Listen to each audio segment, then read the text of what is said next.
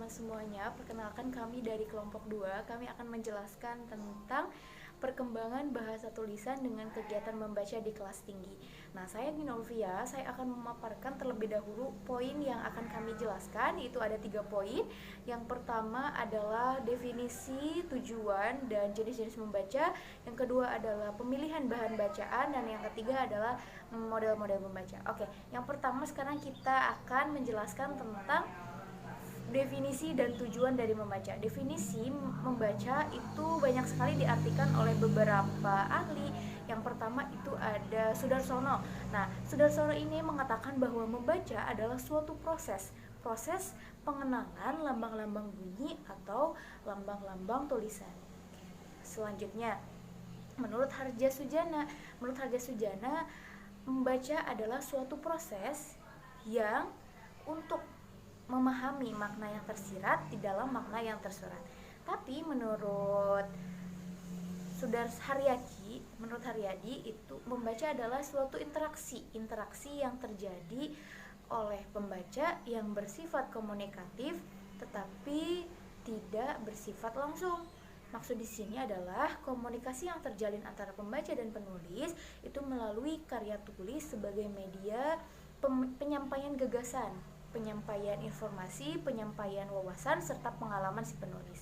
Oke, selanjutnya itu menurut segi linguistik. Nah, ada 3 komponen dasar nih untuk membaca. Yang pertama ada recording, yang kedua itu untuk decoding, dan yang ketiga adalah meaning. Nah, recording itu adalah penyandian. Penyandian itu biasanya merujuk pada kata-kata dan kalimat, dan biasanya diasosiasikan melalui bunyi-bunyian dan dituangkan dalam tulisan yang digunakan. Nah, selanjutnya adalah decoding. Decoding itu artinya pembacaan sandi. Pembacaan sandi ini biasanya dilakukan untuk menghubungkan kata-kata tulis dengan menggunakan bahasa lisan. Selanjutnya ada meaning. Nah, kalau meaning itu adalah proses memahami makna yang berlangsung di dalam sebuah tulisan, baik itu makna dari tingkat pemahaman yang paling awal sampai pemahaman yang paling akhir. Oke, selanjutnya adalah tujuan membaca. Nah, untuk tujuan membaca itu selain teman-teman untuk memperoleh kesenangan, bisa menambah atau memperbaharui informasi yang teman-teman dapat. Nah, selain itu juga biasanya dalam proses membaca itu kita menemukan atau mengenali makna term yang baru atau yang sulit untuk diucapkan. Nah, selanjutnya bisa menangkap gagasan dalam isi buku. Nah, kalau misalkan menjelaskan atau membaca buku dalam keseluruhan, itu bisa saja teman-teman menemukan ide pokok, gagasan utama dalam suatu buku tersebut, bahkan sampai bisa meresum dari awal sampai akhir. Tidak hanya itu, membaca juga bisa menjadikan kita paham tentang sesuatu instruksi yang akan disampaikan. Oke, nah untuk selengkapnya silakan teman-teman simak di makalah kami, pahami itu silakan buka pada halaman 4. Oke, selanjutnya akan dijelaskan oleh Linda. Assalamualaikum warahmatullahi wabarakatuh. Baik, di sini saya akan melanjutkan pembahasan kita. Di sini saya akan menjelaskan tentang jenis-jenis membaca. Jenis-jenis membaca ini menurut Sumayana pada tahun 2018, proses dalam jenis-jenis membaca ini ditinjau dari terdengar atau tidaknya suara si pembaca. Nah, jenis-jenis membaca ini ternyata dibagi 2. Pertama ada membaca nyaring dan kedua ada membaca dalam hati.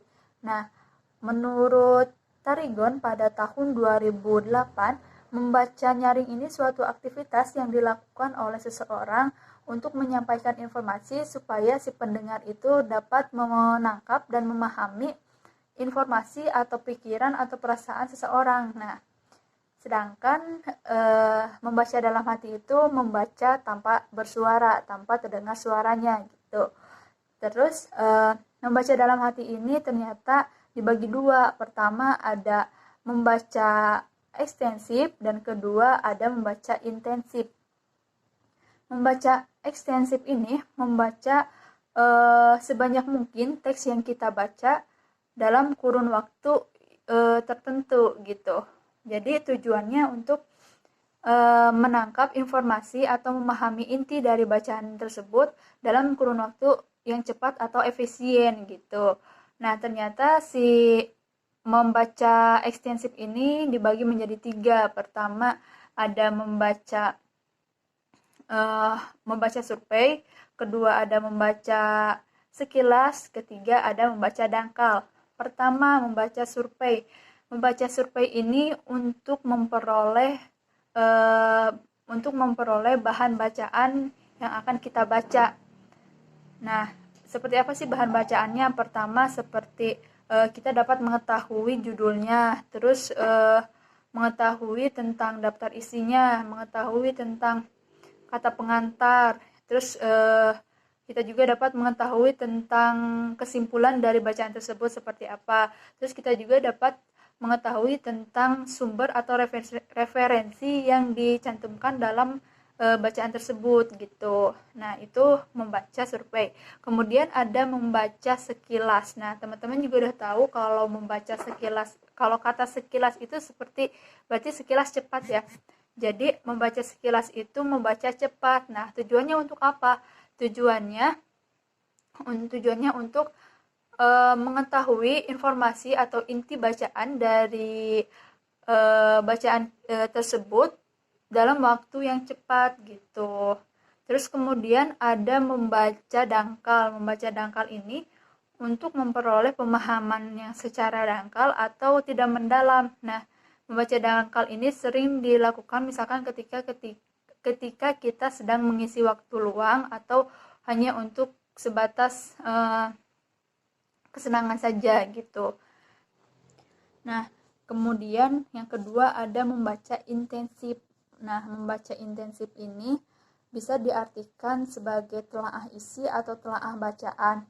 Atau arti lain membaca intensif adalah membaca dengan penuh rasa penghayatan supaya kita lebih mengetahui, lebih menyerap isi dari bacaan tersebut, apa yang harus kita kuasai gitu, apa yang harus kita pahami dalam bacaan tersebut. Membaca intensif ini ternyata dibagi menjadi 4. Pertama ada membaca teliti, terus kedua ada membaca pemahaman, dan ketiga ada membaca ide, kemudian terakhir ada membaca kritis. Poin selanjutnya ada pemilihan bahan bacaan. Dalam perencanaan pembelajaran membaca, kita perlu menentukan bacaan yang tepat untuk siswa.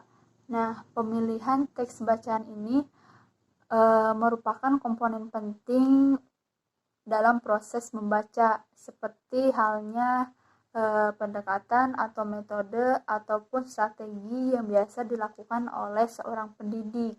Nah, dalam pemilihan bahan bacaan ternyata memiliki komponen-komponen penting. Komponen pertama adalah pembaca. Kemampuan membaca. Seorang pembaca akan mengetahui seberapa banyak materi yang telah diserap atau materi yang telah dipahami olehnya dalam kurun waktu tertentu. Terus kemudian ada komponen kedua adalah penulis. Penulis akan berhasil menyampaikan pesannya lewat membaca apabila dia mengetahui pembacanya ataupun bagaimana karakteristiknya. Terus komponen ketiga ada bacaan atau teks. Suatu teks tersebut akan tidak dapat dimengerti jika ada kata-kata atau banyak menggunakan kalimat yang tidak banyak dipahami oleh pembaca atau pembaca tidak banyak mengetahui arti dari kalimat tersebut gitu. Jadi gunakanlah kata-kata atau gunakanlah kalimat yang banyak dipahami oleh pembaca seperti itu. Bismillahirrahmanirrahim. Di sini saya akan menjelaskan alat ukur apa saja yang digunakan untuk mengukur tingkat keterbacaan. Yang pertama yaitu formula keterbacaan. Di dalam formula keterbacaan ini yang menjadi ukuran tingkat keterbacaan yaitu panjang kalimat dan kesulitan kata. Di dalam formula keterbacaan salah satunya ada grafik Frey. Grafik Frey itu seperti ini. Nah, ini 1, 2, 3, 4 sampai college ini merupakan ini merupakan kelas dari kelas 1 sampai tingkat universitas. Yang vertikal ini menunjukkan banyaknya kalimat. Yang horizontal ini menunjukkan banyaknya suku kata. Adapun cara menggunakan grafik array tersebut, yang pertama, siapkan dulu wacananya. Ini saya mempunyai satu wacana, kemudian hitung hingga mencapai 100 kata. Nah, di dalam wacana ini kebetulan pas 100 kata. Setelah itu, hitung banyaknya kalimat. Banyak kalimat di dalam wacana tersebut.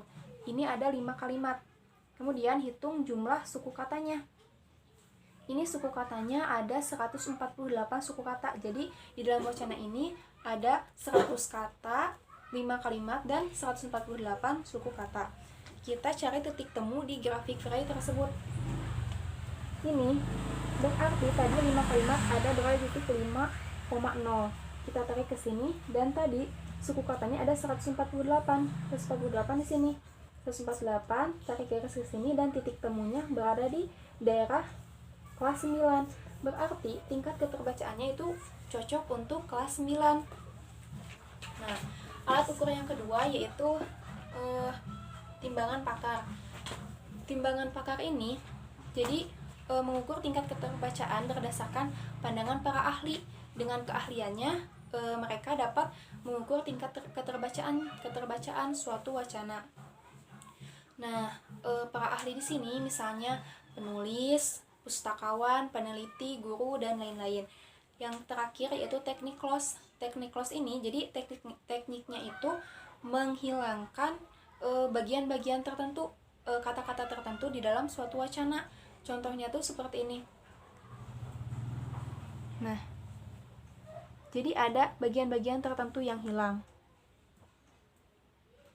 Itulah presentasi dari saya. Sekian. Nah, materi mengenai model membaca. Banyak sekali model yang dapat digunakan dalam membaca. Misalnya, model membaca dengan mengeja. Pada tahap awal, murid diperkenalkan dengan huruf abjad dari A sampai Z dengan cara melafalkan dan mengingat setiap bentuknya. Setelah mereka hafal, maka guru akan merangkai huruf vokal dengan huruf mati sehingga membentuk sebuah suku kata. Misalkan BUDI dilafalkan menjadi Budi. Kemudian setelah murid lancar mengeja setiap suku kata, kesulitan membacanya akan ditingkatkan.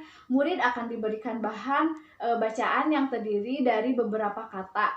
Selain belajar membaca, mereka juga sekaligus belajar mengingat setiap kata dan belajar merangkai kata. Kemudian model bunyi suara.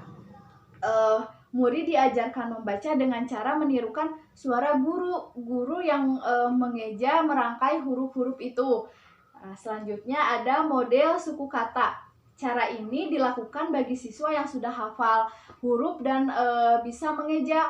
Dalam model ini kesulitannya lebih tinggi dibanding model sebelumnya. Dalam model ini siswa akan dikenakan dengan kata yang memiliki jumlah yang banyak, sehingga dalam satu kata mungkin terdapat lebih dari beberapa suku kata. Selanjutnya, model membaca global. Model ini digunakan atau mengajarkan murid untuk mengenal benda-benda di sekitar.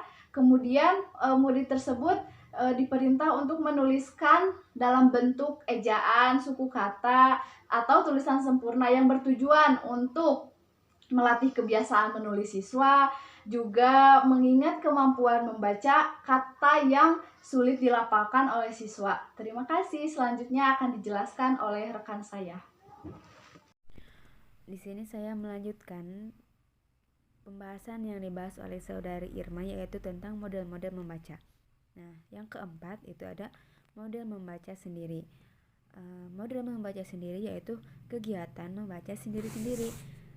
Di sini guru tidak membacakan teks kepada siswa, dan guru juga memberikan kebebasan kepada siswa untuk memilih buku sesuai dengan kegemaran dan kemampuan membacanya.